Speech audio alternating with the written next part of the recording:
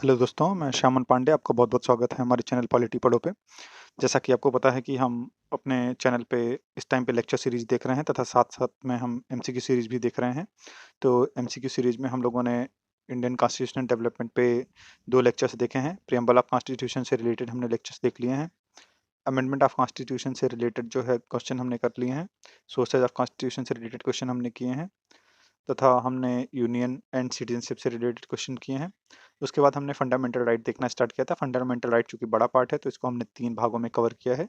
पहला पार्ट हमने और दूसरा पार्ट हमने इसके पहले ही कर लिया है। आज ये तीसरा पार्ट होगा फंडामेंटल राइट्स का। आप जो जितने भी एमसीक्यू वीडियोज़ हैं वो हमारे चैनल की प्लेलिस्ट में जा कर के, जिसका नाम जो है इंडियन पॉलिटी थ्रू एमसीक्यू है, वहाँ पे जाके सारे एमसीक्यू देख सकते हैं। आपको काफ़ी अच्छे कंटेंट मिलेगा वहाँ पे, जिससे कि आप जो है अच्छे से प्रिपरेशन कर पाएँ। तथा लेक्चर सीरीज़ में हमने इस टाइम पे स्टैट्यूटरी बॉडीज़ डील करी हैं, जिसमें national human right commission, state human right commission कर लिया हमने, सीबीआई देख लिया हमने, ईडी देख लिया हमने, सेंट्रल विजिलेंस कमीशन देख लिया है और इस सीरीज़ में हम जो है लेक्चर कंटिन्यू रखेंगे। तथा हमने एक जो है मैराथन लिया है इंडियन कॉन्स्टिट्यूशन पे, जो कि 85 मिनट्स का है। आप उसको ज़रूर देखें, वो बहुत ही फ़ायदेमंद रहेगा। तथा आपसे अनुरोध है कि अगर आप हमसे जुड़ना चाहते हैं तो हमारे सोशल मीडिया हैंडल्स जो अभी इंस्टाग्राम है, ट्विटर है, लिंक्डइन है, वहाँ से आप जुड़ सकते हैं। तो इन सब का जो है लिंक है डिस्क्रिप्शन में दिया हुआ है, वहाँ पे जाके आप उनसे जुड़ सकते हैं। तो चलिए हम एमसीक्यूज़ देखते हैं फंडामेंटल राइट पे का जो थर्ड पार्ट है। 2 पार्ट हमने पहले कर लिए हैं, तो आप उसको ज़रूर जाके देखें प्लेलिस्ट से। ये सारे एमसीक्यूज़ आपके लिए बहुत ही बेनिफिशियल रहेंगे, तो आप इसको बहुत ध्यान से पढ़ें। एक-एक क्वेश्चन बहुत इंपॉर्टेंट है, तथा पीसीएस लेवल के एग्ज़ाम्स में कई बार रिपीटेडली पूछा गया है। तो आप इन सारे क्वेश्चंस को बहुत ही ध्यान से करें। तो चलिए क्वेश्चन शुरू करते हैं। पहला क्वेश्चन है prohibition of traffic in human beings and forced labour has been provided under. तो पूछ रहा है किस आर्टिकल में prohibition of traffic and human being दिया गया है। तो इसका आंसर हो जाएगा आर्टिकल 23।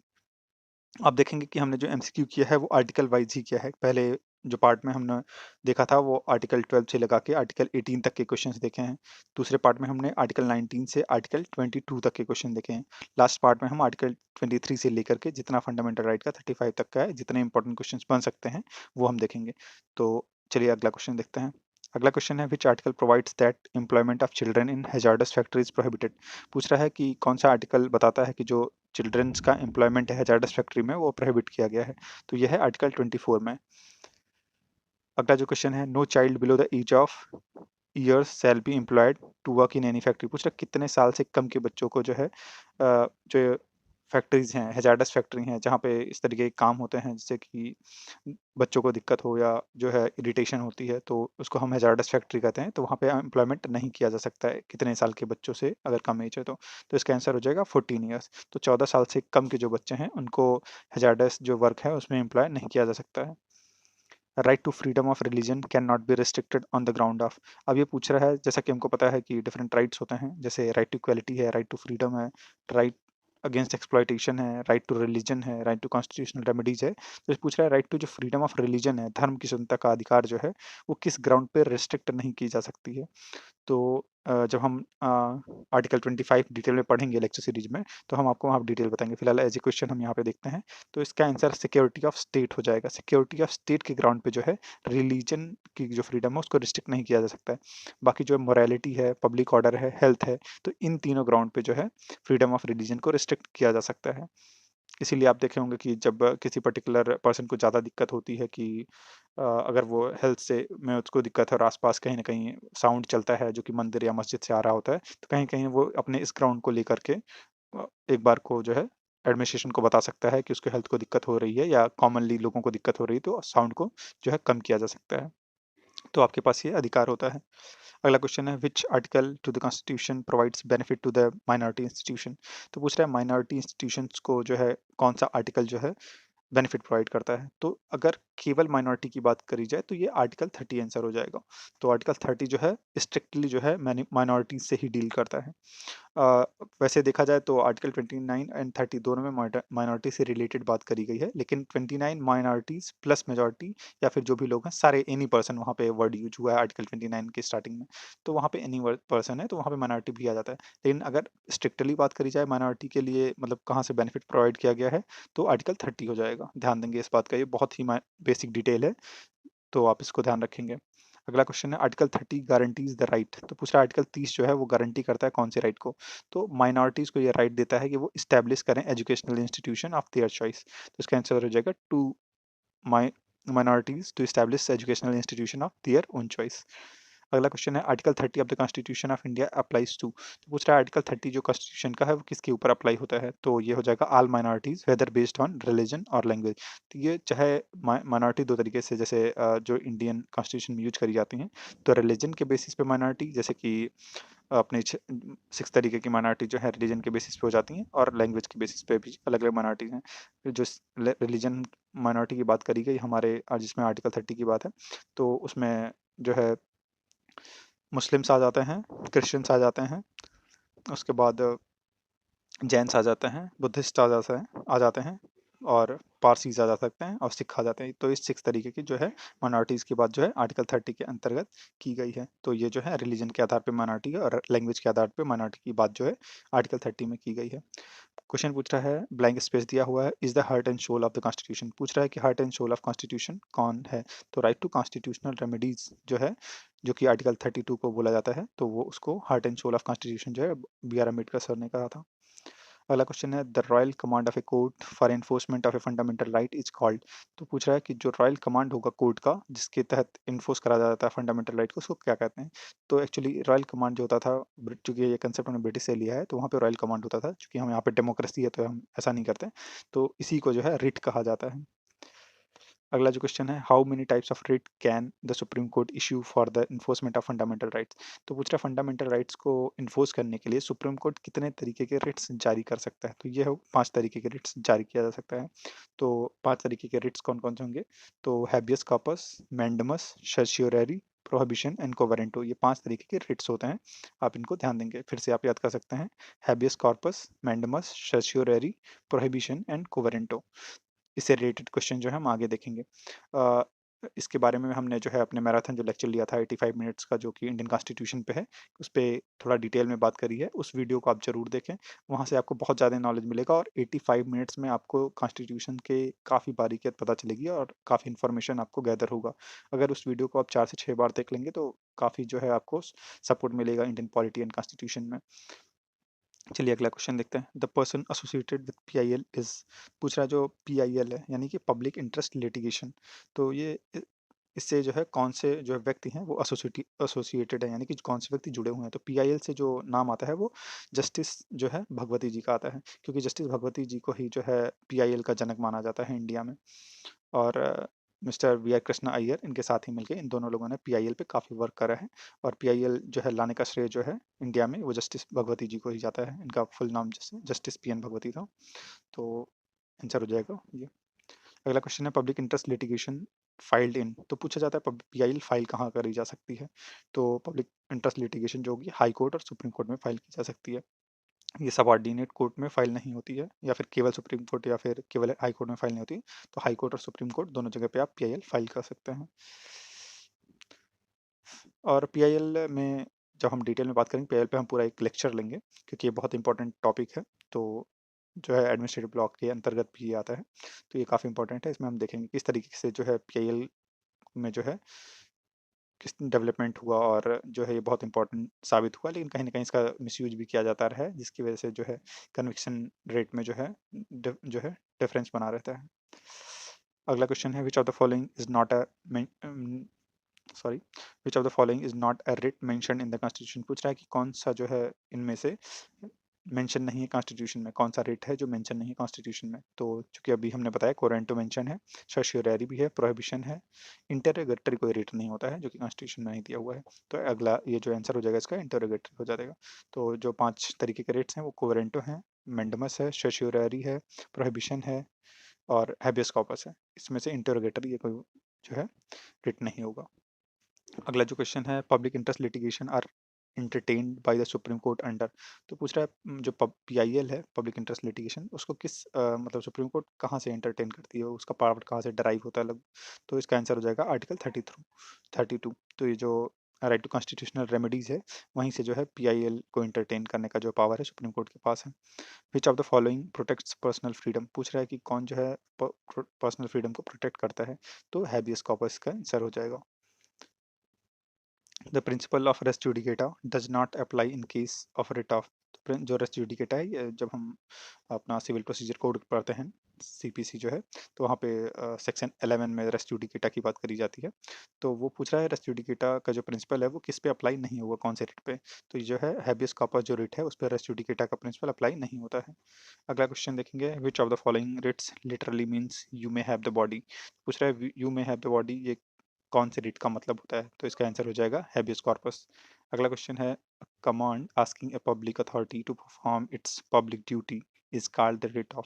तो पूछ रहा है कि कमांड देने की बात जो है पब्लिक अथॉरिटी को कि वो अपना जो है पब्लिक ड्यूटी उसको परफॉर्म करे, वो किस रिट के थ्रू किया जाता है, तो ये इसका आंसर हो जाएगा mandamus.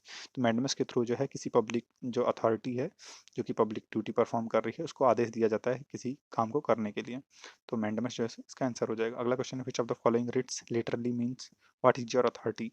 What is your authority जो है किसका मतलब होता है, कौन से रिट का, तो इसका आंसर हो जाएगा कोवेरेंटो। कोवेरेंटो एक ऐसा रिट है अगर जो है जो अथॉरिटी पूछता है कि किस अथॉरिटी के थ्रू आपने कौन ये काम किया है, तो अथॉरिटी पूछने का जो काम है वो कोवेरेंटो रिट के तहत होता है।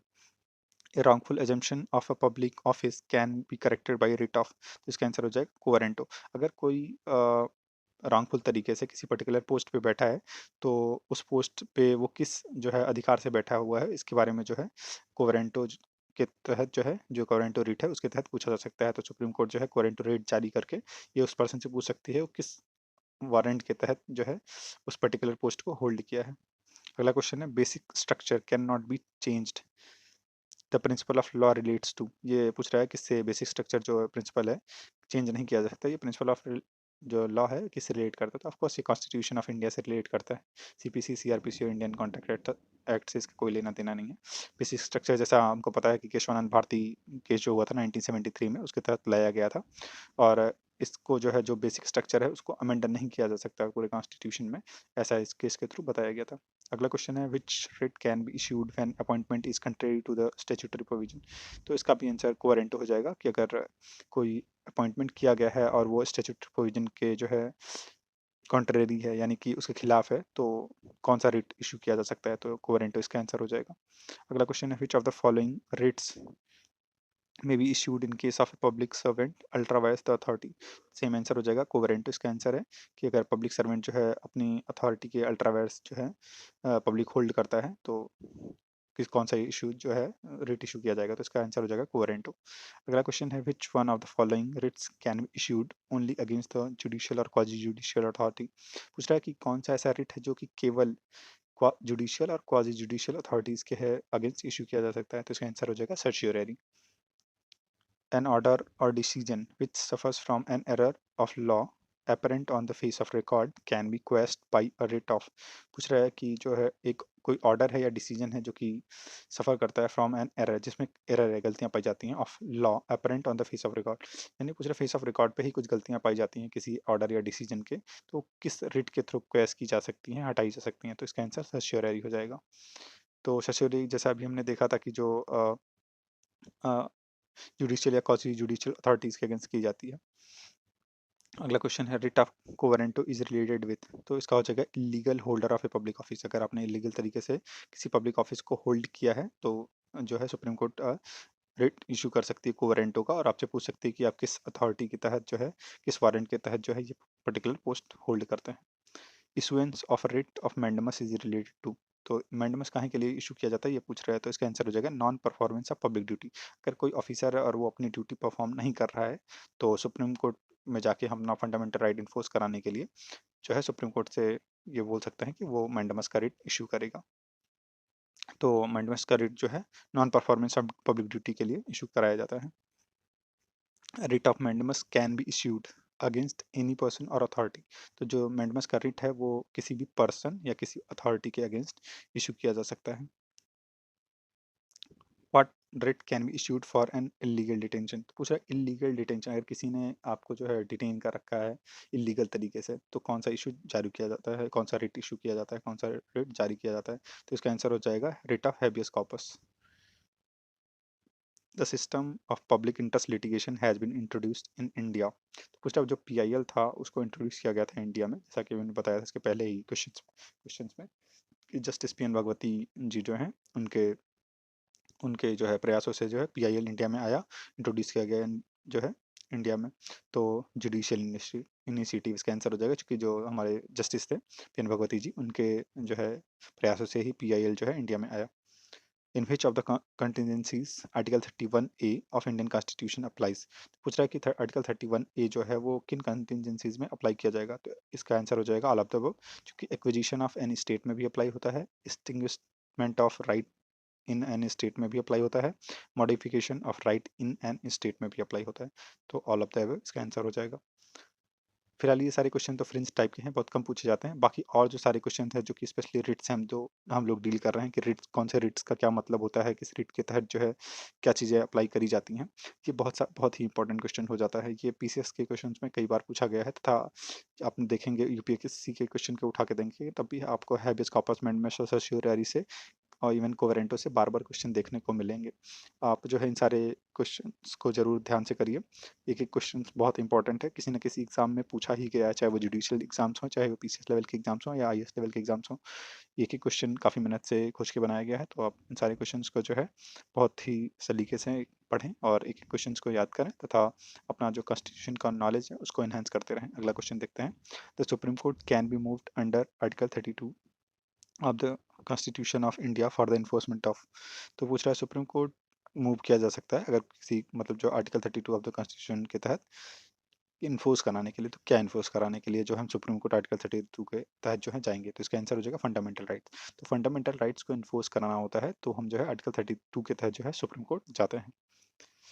अगला क्वेश्चन है the right to move to the supreme court of India for the enforcement of fundamental right is guaranteed under. अब वो आर्टिकल पूछ रहा है कि अगर जो फंडामेंटल राइट इन्फोर्स कराने के लिए है किस आर्टिकल के तहत जो है सुप्रीम कोर्ट जाते हैं, तो इसका आर्टिकल हो जाएगा article 32, right to constitutional remedies भी इसे कहते हैं, या फिर इसमें जो है रिट्स का प्रावधान दिया गया है, जिस डिफरेंट डिफरेंट रिट्स के तहत जो है हम सुप्रीम कोर्ट को अप्रोच करते हैं अपना फंडामेंटल राइट्स को इन्फोर्स कराने के लिए।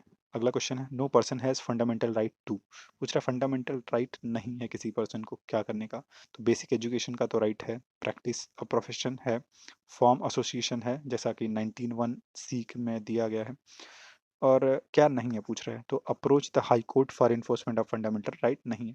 फंडामेंटल राइट को इन्फोर्स कराने के लिए हम सुप्रीम कोर्ट में जाते हैं, ये फंडामेंटल राइट है। हाई कोर्ट हम फंडामेंटल राइट को इन्फोर्स कराने के लिए जा तो सकते हैं, लेकिन वो फंडामेंटल राइट नहीं है, वो आर्टिकल फिर 226 में दिया गया है, जो कि एक फंडामेंटल राइट नहीं है। हाई कोर्ट में अगर हम हाई कोर्ट के पास अगर हम जाते हैं फंडामेंटल राइट अपना इन्फोर्स कराने के लिए, तो वो आर्टिकल 226 के तहत हम जाएंगे, जो कि फंडामेंटल राइट नहीं है। तो इसका जो आंसर हो जाएगा कि कौन no person has fundamental right to, तो ये हो जाएगा approach the high court for the enforcement of his fundamental right, क्योंकि फंडामेंटल राइट अगर इन्फोर्स कराना तो सबको सुप्रीम कोर्ट के तहत जाना पड़ेगा, तभी वो फंडामेंटल राइट होगा, जो कि आर्टिकल 32 में आएगा। अगला क्वेश्चन है which of the following fundamental right was described by doctor Ambedkar as the heart and soul of the constitution. तो ये बहुत ही फेमस और इंपॉर्टेंट क्वेश्चन है, पीसीएस में मुझे लगता है हर दूसरे साल ये क्वेश्चन पूछा जाता है, तो ये आप ध्यान देंगे। आर्टिकल जो 32 है जिसको राइट टू कॉन्स्टिट्यूशनल रेमेडीज कहा जाता है, उसको जो है हमारे doctor B R Ambedkar ji ने heart and soul of Indian constitution कहा था, यानी कि संविधान की आत्मा और हृदय जो है कहा था। अगला क्वेश्चन है according to clause 1 of article 25 of the Indian constitution of freedom of religion is subject to interest of. तो फ्रीडम ऑफ रिलीजन है वो जो है किस के सब्जेक्ट में आता है, मतलब कौन कौन से जो है सब्जेक्ट टू रिस्ट्रिक्शन अगर लगाया जाए तो किस कौन कौन से ग्राउंड पे जो है राइट टू रिलीजन जो है फ्रीडम ऑफ रिलीजन है उस पर रिस्ट्रिक्शन लगाया जा सकता है। तो इसका आंसर हो जाएगा public order, morality and health. तो आंसर हो जाएगा ऑल ऑफ द अबव। तो पब्लिक ऑर्डर, मोरालिटी और हेल्थ के ग्राउंड पे जो है रिस्ट्रिक्शन जो है फ्रीडम ऑफ रिलीजन पे लगाया जा सकता है। Which of the following can be issued against private individual as well as public authority. तो पूछ रहा है इसमें से जो रिट्स दिए गए हैं उसमें से कौन सा है जो कि इंडिविजुअल के और पब्लिक अथॉरिटी दोनों के जो है प्राइवेट इंडिविजुअल और पब्लिक अथॉरिटी दोनों के अगेंस्ट लगाया जा सकता है, तो इसका आंसर हो जाएगा हैबियस कॉर्पस। अगला क्वेश्चन है the article 22 of constitution provides protection against which of the following. पूछ रहा है आर्टिकल जो 22 है वो कॉन्स्टिट्यूशन का वो प्रोटेक्शन प्रोवाइड करता है किसके अगेंस्ट में, तो वो प्रिवेंटेड डिटेंशन के अगेंस्ट में भी प्रोवाइड करता है, डिटेंशन के भी अगेंस्ट में प्रोवाइड करता है और रेस्ट के, तो इसका आंसर हो जाएगा all of the above. Article 22 हुआ, 19 हुआ, 20 हुआ, 21, तो इससे रिलेटेड ढेर ढेर सारे क्वेश्चंस को देखने के लिए आप जो है फंडामेंटल राइट जो एमसीक्यू सीरीज है उसका पार्ट 2 देखें। तो पार्ट 2 में हमने जो है फंडामेंटल राइट की पार्ट 2 एमसीक्यू सीरीज में हमने आर्टिकल 19 से 22 तक के जो है काफ़ी इंपॉर्टेंट क्वेश्चंस किए हैं। आप उसको वहाँ पे जाके देख सकते हैं। अगला क्वेश्चन है, in India right to education is, पूछ रहा है राइट टू एजुकेशन इंडिया में कौन सा राइट है। तो ऑफकोर्स ये फंडामेंटल राइट है। Every person who is arrested or detained is required to be produced before the nearest magistrate within a period of, पूछ रहा है अगर किसी पर्टिकुलर अगर पर्सन को अरेस्ट किया जाता है या डिटेन किया जाता है तो रिक्वायरमेंट होती है वो कितने घंटे के अंदर जो है वो मजिस्ट्रेट के जो नियरेस्ट मजिस्ट्रेट होगा उसके जो है सामने जो है प्रस्तुत किया जाएगा। तो ये 24 आवर्स 24 घंटे इसका आंसर हो जाएगा। 24 आवर्स के अंदर जो है नियरेस्ट मजिस्ट्रेट के जो है सामने उ- उस पर्सन को जो कि अरेस्ट किया गया है या डिटेन किया गया उसको प्रोड्यूस करना होता है। इसमें जो है ये 24 आवर में ट्रेवल टाइम जुड़ा नहीं जोड़ा जाता है, ट्रेवल टाइम को हटा करके 24 आवर्स जोड़ा जाता है। The right of an accused to be defended by a legal practitioner of his choice commences when, पूछ रहा है कि राइट होता है अक्यूज्ड का जो है राइट होता है कि वो एक लीगल प्रैक्टिशनर द्वारा डिफेंड किया जाएगा, वो भी उसके चॉइस का होगा। तो कब हो यह होता है जब वो अरेस्ट कर लिया जाता है तभी होता है। बाकी और सारे आंसर गलत हो जाएंगे। रिमांडेड नहीं होगा, फ्रेम चार्ज फ्रेम नहीं होगा और प्लीड्स गिल्टी नहीं होगा, ये सब आंसर नहीं हो जाएगा। इसका आंसर होगा जब उस अक्यूज्ड को अरेस्ट कर लिया जाता है तब उसके पास ये राइट होता है कि वो जो है अपने चॉइस का जो है लीगल प्रैक्टिस के तहत उसको रिप्रेजेंट किया जाता है। इससे रिलेटेड जो प्रोविजन है वो सीआरपीसी में भी दिए गए हैं, क्रिमिनल प्रोसीजर कोड में दिए गए हैं। अगला क्वेश्चन है, no child below the age of year shall be employed to work in any factory, पूछा कितने साल से कम के एज के जो बच्चे होंगे उनको जो है फैक्ट्री में एम्प्लॉय नहीं किया जा सकता। तो इसका आंसर 14 हो जाएगा। शायद ये क्वेश्चन रिपीटेड है। Which article provides that employment of children in hazards factory is prohibited, तो ये पूछ रहा है जो अभी हमने बात करी कि चिल्ड्रन जो है हैजार्डस फैक्ट्री में वर्क नहीं करेंगे 14 साल से जो कम के हैं, तो ये कहाँ किस आर्टिकल में दिया गया। तो इसका आंसर हो जाएगा आर्टिकल 24। तो ये अनुच्छेद 24 में ये बात कही गई है। Prohibition of traffic in human beings and forced labour is provided under, तो ट्रैफिक जो होता है ह्यूमन बींग्स यानी कि खरीद फरोख्त जो होती है मनुष्यों की, और फोर्स्ड लेबर जो कि बिना काम दे करके जो काम जिन्हें बिना पैसे दे करके जो काम कराया जाता है उसको फोर्स्ड लेबर कहते हैं या बिगार कहते हैं उसको। तो prohibition of traffic in human beings और फोर्स्ड लेबर जो है किस जगह पे दिया गया है कि ये नहीं किया जा सकता है। प्रोहिबिशन है कि आप जो है ट्रैफिक इन ह्यूमन बींग्स नहीं कर सकते हैं और फोर्स्ड लेबर नहीं करा सकते हैं। तो ये जो है आर्टिकल 23 में दिया गया है जो कि राइट अगेंस्ट एक्सप्लॉयटेशन के अंदर आता है, आर्टिकल 23 और 24। तो जो है ये आर्टिकल 23 के अंतर्गत जो है provision of traffic in human beings and forced labour आ जाता है, और आर्टिकल 20 के अंतर्गत आ जाता है employment of children in hazards factory, prohibit किया गया है ये बात। तो आप 23 24 जो है इसको ध्यान से देख लेंगे। अगला क्वेश्चन है, the right of a party to initiate an action and be heard before a court of law is called, तो पूछ रहा है कि राइट जो पार्टी का राइट होता है कि वो इनिशियल एक्शन करेगा और वो उसको कोर्ट में सुना जाएगा, कि वो कोर्ट में जा सकता है और उसको कोर्ट में सुना जाएगा। तो ये जो राइट ऑफ पार्टी होगा उसको क्या बोलते हैं, तो इसको लोकस स्टैंडाई बोलते हैं। अब जब हम देखेंगे पीआईएल की कंसेप्ट को तो उसमें हमको डिटेल में पढ़ेंगे कि लोकस स्टैंडाई जो होता है ये कंसेप्ट क्या होता है। पीआईएल में जो है पहले लोकस स्टैंडाई का जो कंसेप्ट था नहीं था, लेकिन अभी है। तो अगर किसी तरीके की कोई दिक्कत लगती है, अगर वो पब्लिक इंटरेस्ट में है, तो जो है लोकस जो है स्टैंडाई का फ़ायदा उठाया जा सकता है। इसी के तहत अगर आपसे रिलेटेड वो मैटर नहीं है लेकिन वो पब्लिक को जो है पब्लिक एट लार्ज को जो है नुकसान पहुंचा रहा है, तो आप जो है पीआईएल फाइल कर सकते हैं। तो ये है लोकस स्टैंडाई का कंसेप्ट जिसको नॉर्मलाइज किया गया था, जो कि बहुत इंपॉर्टेंट है। तो इस तरीके से हमने फंडामेंटल राइट से रिलेटेड जो है सारे क्वेश्चंस कर लिए हैं अपने पार्ट 1 पार्ट 2 पार्ट 3 में। आप इनके तीनों पार्ट्स को जरूर देखें। आप लोग लेक्चर्स को बहुत कम देख रहे हैं, आपसे अनुरोध है कि सारे लेक्चर्स को बार बार देखें जिससे कि आपको काफ़ी इंपॉर्टेंट जो है नॉलेज जो है गेन हो सके, तथा इम्पोर्टेंट क्वेश्चंस के तो हमको चीज़ें बहुत जल्दी याद होती हैं। तो अगर आप क्वेश्चंस को पढ़ते रहेंगे बार बार लेक्चर्स को देखते रहेंगे तो आप बहुत ही जल्दी जो है चीज़ों को कैप्चर कर पाएंगे। तो हम बताना चाहेंगे कि एमसीक्यू सीरीज में हमने आज जो है फंडामेंटल राइट के तीनों पार्ट देख लिए हैं। आगे हम DPSP fundamental right duties emergency provision तथा जो फिर जो है मेन पार्ट्स होते हैं एग्जीक्यूटिव जुडिशरी सारे चीज़ों को आगे देखते रहेंगे। तो अभी तक के जितने हमने एमसीक्यू सीरीज में वीडियो करे हैं वो हमारे प्लेलिस्ट में आपको इंडियन पॉलिटी थ्रू एमसीक्यू में मिल जाएंगे। इंडियन कॉन्स्टिट्यूशनल डेवलपमेंट पे 2 पार्ट्स एमसीक्यू के मिल जाएंगे आपको। प्रियम्बल ऑफ कॉन्स्टिट्यूशन से रिलेटेड जो है एमसीक्यूज मिल जाएंगे। अमेंडमेंट ऑफ कॉन्स्टिट्यूशन से रिलेटेड जो है एमसीक्यू मिल जाएंगे। सोर्सेज ऑफ कॉन्स्टिट्यूशन से रिलेटेड एमसीक्यू मिल जाएंगे। यूनियन एंड सिटीजनशिप से रिलेटेड एमसीक्यू मिल जाएगा, फंडामेंटल राइट के जो है तीनों पार्ट्स के एमसीक्यू मिल जाएंगे। तो आप ये सारे जितने भी एमसीक्यू अभी तक हमने कर लिए अपने चैनल पे उसको जाके ज़रूर देखें। और आपसे एक बार फिर से अनुरोध है कि आप जो है जो मैराथन है 85 मिनट्स का उसको ज़रूर देखें। आपसे बार बार मैं अनुरोध इसलिए कर रहा हूँ क्योंकि वो आपके बहुत फ़ायदे की चीज़ है। अगर आप उसको 3 से 4 बार देखेंगे तो आपको लिटरली कॉन्स्टिट्यूशन से रिलेटेड काफ़ी ज़्यादा नॉलेज का एनहेंसमेंट होगा। तो आप उसको ज़रूर देखें। तो चलिए अब इस वीडियो को हम टच करते हैं। इससे पहले मैं बताना चाहूँगा कि अगर आप हमसे जुड़ना चाहते हैं तो हमारे सोशल जो हैंडल्स हैं इंस्टाग्राम, लिंक्डइन और ट्विटर, उस पे आप जुड़ सकते हैं। तीनों का जो है लिंक जो है डिस्क्रिप्शन में हम दे देंगे। आप डिस्क्रिप्शन में जाके आप जो है लिंक पे जिस पे सोशल मीडिया पे जुड़ना चाहें आप वहाँ से जुड़ सकते हैं।